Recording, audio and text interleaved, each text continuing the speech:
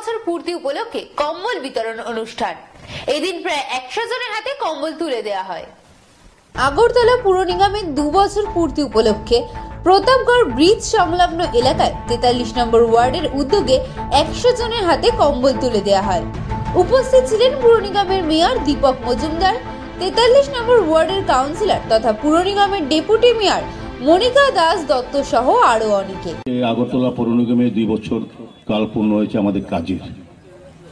2021 সালে 8ই ডিসেম্বর অভিজিৎবাবু, মনিকা দেবী দিদিমণি সহ আমরা 51 জন কর্পোরেটর দায়িত্ব নিয়েছিলাম আগরতলা শহরকে সুন্দরভাবে নতুন করে সাজানোর জন্য।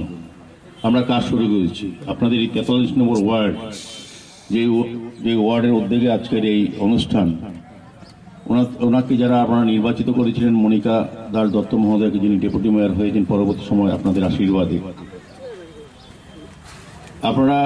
আমরা এই কারণে অনুষ্ঠানটা আমরা করেছি যে আগে কোনোদিনই কোনো পৌর নিগম পৌর পরিষদের দায়িত্বে ছিলেন তারা করেনি বা তারা করার সাহস পায়নি।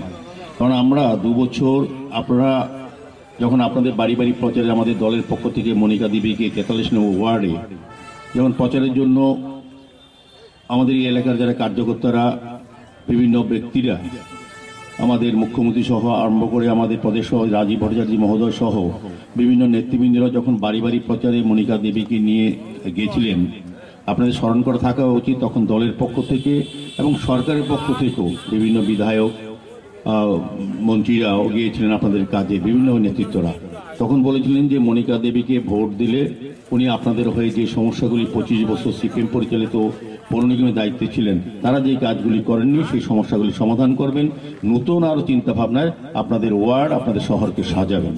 এখন প্রশ্ন হচ্ছে মনিকা দেবী এবং আমাদের দল, আমাদের সরকার 2 বছর আগে যে কথা আপনাদেরকে দিয়েছিল সেটা 2 বছরে কতটা পূরণ করেছেন সেটা বিচার বিষয়।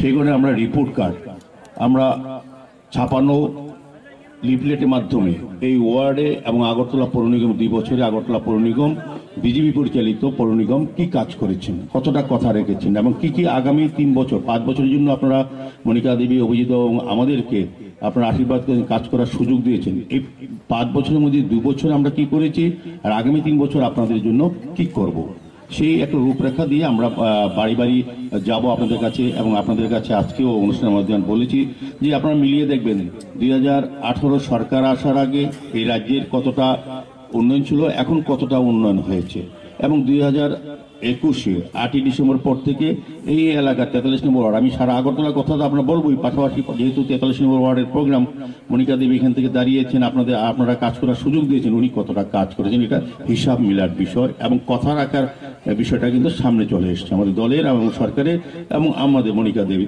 দিদিমণির। 2 বছরে আমি যতটা জানি আগরতলা শহরে অভিজিৎবাবু বলেছেন খুব সুন্দরভাবে, মনিকা দেবী বলেছেন আগরতলা শহরে আমূল পরিবর্তন হয়েছে। আপনি আপনার ওয়ার্ডটার দিকে আগে তাকাবেন, দেখবেন আগরতলার দিকেও তাকাবেন, দেখবেন আপনার ওয়ার্ডও আগরতলার সঙ্গে সঙ্গে এগিয়ে যাচ্ছে। এখানে প্রচুর কাজ হয়েছে। এই এলাকার যিনি বিধায়ক ইনিও চেষ্টা করেছিলেন, কিন্তু যেহেতু 25 বছর অনিল সরকারের মতো ব্যক্তি এলাকার মন্ত্রী দাপটের নেতা ছিলেন, কিন্তু আপনাদের এলাকার কোনো উন্নয়ন হয়নি। যদি আগরতলা পৌর নিগমে আমি বিভিন্ন ওয়ার্ড পরিদর্শন করেছি, আমার যতটা উপলব্ধি অনুধাবন বা যেটা দেখেছি, আগরতলা শহর থেকেও এই এলাকাগুলি প্রতাপগড়ে বিভিন্ন এলাকায় অনেক অনুন্নয়ন, কোনো উন্নতি তারা করেনি। সিপিএম যারা দায়িত্বে ছিলেন, যারা সরকারে ছিলেন, যারা পৌর নিগমের দায়িত্বে ছিলেন, আমাদের সরকার আসার পর আমাদের যারা নির্বাচিত প্রতিনিধিরা চেষ্টা করছিলেন যে যতটা কাজ করা যায়। সেক্ষেত্রে পৌর নিগম এই 43 নম্বর ওয়ার্ডে আমি দেখেছি অনেক রাস্তা, অনেক ড্রেন, যে পেভার ব্লক কোনোদিন এই এলাকার মানুষ দেখেনি, সিসি রোড করে দেওয়া হয়েছে। এখানে একটা কমিউনিটি হল করা, যেটা অত্যন্ত প্রয়োজনীয়, কোনোদিন করেননি। একজন সাংস্কৃতিক ব্যক্তিত্ব মন্ত্রী ছিলেন সিপিএম এর অনিল বাবু, উনি কিন্তু এটার জন্য এই কাজগুলি করেননি। মানুষের সুবিধার জন্য একটা কমিউনিটি হল পর্যন্ত করেননি, যে সাংস্কৃতিক প্রসার হোক কিংবা মানুষের সামাজিক কাজের সুযোগ হোক বা যে কোনো কাজে কমিউনিটি হল ব্যবহার করুক, সেটা উনি চাননি, করেননি। আমাদের সরকার আসার পর, আমাদের পৌর নিগম দায়িত্ব নেওয়ার পর মনিকা দিদিমণি এই কাজটা করা শুরু করে দেবেন এর মধ্যে। এখানে